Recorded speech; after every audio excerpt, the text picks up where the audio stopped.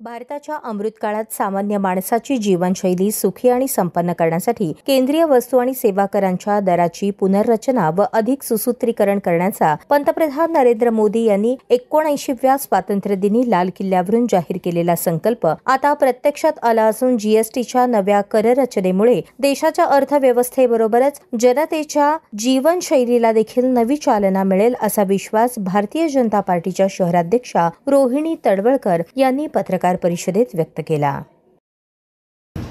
जीएसटीची दर कपात हा एक सर्वसामान्य माणसाच्या समृद्धीचा महामार्ग आहे असं आम्हाला भारतीय जनता पार्टीच्या सर्व नेत्यांना आणि सर्व कार्यकर्त्यांनाही वाटतं। कारण आत्तापर्यंत बघितलं तर 2006मध्ये जीएसटीची प्रणाली सुरू झाली आणि 2006 पासून आजपर्यंत म्हणजे ह्या ठराव न पास केल्यामुळे 2016 पर्यंत ही प्रणाली तशीच होती आणि 2014मध्ये जेव्हा केंद्रामध्ये भारतीय जनता पार्टी आणि अलायन्सचं सरकार आलं त्यावेळेला 2016मध्ये जीएसटीच्या कर प्रणालीमध्ये बदल करण्याचा ठराव पास केला आणि टप्प्याटप्प्याने आज 2025पर्यंत जीएसटी कमी करत सामान्य जनतेला दिलासा देण्याचं काम या केंद्राच्या भारतीय जनता पार्टीच्या सरकारने आणि राज्यांनी पण ती कर प्रणाली मान्य करून स्वतःच्या दरामध्ये कपात करण्यात आलेली आहे। तुमच्यासमोर एक प्रत्येकाला एक पत्रक देण्यात आलेलं आहे, त्याच्यामध्ये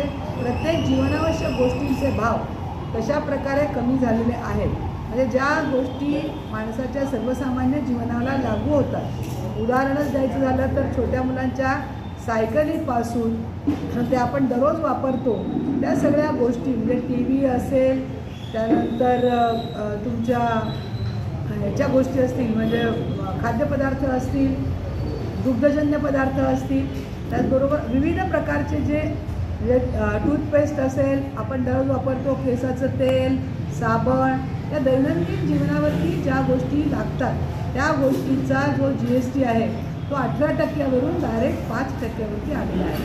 म्हणजे सर्वसामान्य माणसाच्या जीवनामध्ये याच्यामुळे खूप खर्चामध्ये कपात होते आणि त्याला हे जीवन जगणं सुसह्य होतं। त्याचबरोबर जे खाद्यपदार्थ आहे त्याचाही जीएसटी 12% 18%वरून 5%वरती आलेला आहे। शेती आणि उद्योग क्षेत्रासाठी आपण बघितलं तर ट्रॅक्टर आणि शेतीच्या यंत्रसामग्रीवरती 12% जीएसटी होता, तो आता कालपासून 5%वर आलेला आहे। आणि मानवनिर्मित जे वस्त्रोद्योग आणि खत निर्मिती आहे त्याच्यावरती उलटी कर प्रणाली आता लागू करण्यात आलेली आहे।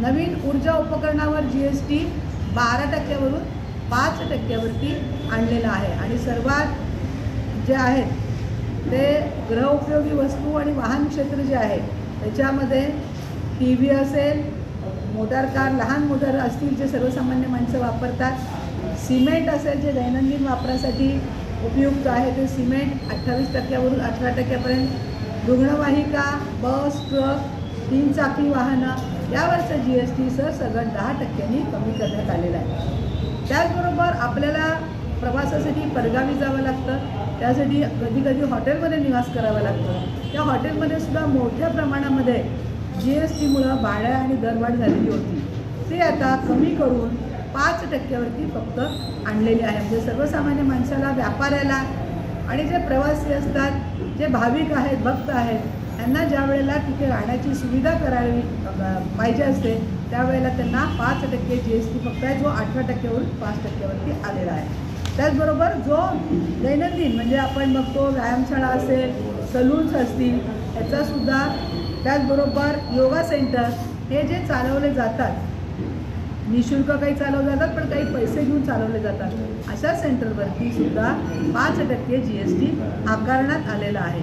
आणि ज्या मध्यमवर्गीय लोक आपला विमा आरोग्य विमा उतरवतात, खरं तर आपण बघतो की सध्याच्या काळामध्ये हॉस्पिटलायझेशन इतकं महाग झालेलं आहे, त्यामुळे माणसाला आरोग्य विमा असणं ही काळाची गरज झालेली आहे। आणि यावरती मागच्याच वर्षी म्हणजे कोरोनानंतर जी विमा पॉलिसीवरती प्रचंड मोठ्या प्रमाणात वाढ झाली, जवळजवळ विम्याचा हप्ता, आरोग्य विम्याचा हप्ता जवळजवळ 50% 100%पर्यंत वाढलेला होता। म्हणजे माझा जर 20,000 असेल तो एकदम 40,000वर हप्ता आलेला होता, तर त्याच्यावरती विमा पॉलिसीवरचा जीएसटी संपूर्ण रद्द म्हणजे 0% GST करण्यात आलेला आहे. त्याचबरोबर ज्येष्ठ नागरिकांसाठी आणि फॅमिली फ्लोटरसाठी हा करमुक्त आरोग्य विमा पॉलिसी झालेली आहे आणि सर्व भारतीयांचे जे आपण चपाती असेल, रोटी असेल, ब्रेड बटर हे सगळे प्रकार जे आहेत ते पण 0 GST लावण्यात आलेले आहे. या सगळ्या आम्ही ज्या आत्ता वर उद्धृत केलेल्या गोष्टी आहेत या सर्वांमुळे सर्वसामान्य माणसाच्या जीवनामध्ये खर्चामध्ये मोठ्या प्रमाणावरती कपात होऊन त्यांचं जीवन सुसह्य होणार आहे. हा विचार पंतप्रधान मोदीजींनी केला आणि आत्तापर्यंत आपण सर्व पत्रकार बंधू पाहताय की ज्या ज्या गोष्टी सर्वसामान्यांच्या जीवनावरती परिणामकारक आहेत त्या सर्व गोष्टींचा विकास आणि विचार या आमच्या भारतीय जनता पार्टीच्या केंद्रातल्या आणि राज्य सरकारने केलेला आहे. MRP असेल तर जेव्हापासून 22 तारखेपासून ही कर प्रणाली बदललेली आहे तेव्हापासून ती जरी तुमची ती नोंद केलेली असेल तरीसुद्धा आत्ताच्या दराने वस्तू तुम्हाला विकायच्या आहेत. मागच्या GSTच्या दराने जरी तुम्ही घेतलेल्या असतील तरीसुद्धा या कर प्रणालीनुसारच ते विकायचे. तरी माझी व्यापारी बंधू आणि उद्योजकांना विनंती आहे की केंद्र शासनाच्या धोरणाप्रमाणे आत्ताच्या दराने MRP काही असली तरी त्या GST कमी करून त्या वस्तू तुम्ही विकाव्यात. अन्यथा अशा जर गोष्टी निदर्शनास आल्या तर आम्ही प्रशासनाला आणि माननीय कलेक्टर जिल्हाधिकारी असतील यांच्या निदर्शनाला आणून देऊन त्यांच्यावरती नक्की कारवाई करायला भाग पडतो. नवीन GST प्रणालीनुसार ज्या वस्तूंचे दर बदललेले आहेत त्या वस्तूंचं दरपत्रक जर दुकानदारांनी किंवा मॉलवाल्यांनी सुद्धा जे जे मोठे डीमार्ट असतील जे त्याचबरोबर साई सुपर असेल जिथं सर्वसामान्य नागरिक खरेदी करतात त्यांनी आता अगदी ठळक वस्तू आहेत या काही सगळ्या दुकानातल्या वस्तू नाही आहेत परंतु ज्या जीवनावश्यक वस्तूंचे दर बदललेले आहेत अशा प्रकारचा चार्ट त्यांनी मॉल बाहेर लावला तर सर्वसामान्य लोकांना पण कळेल की आत्ता आपल्याला कोणत्या दराने या वस्तू विकत घ्यायच्या आहेत. त्यामुळे त्यांना हा बदल करावा अशा प्रकारचं आम्ही त्यांना पत्र देऊ आणि ही विनंती करू.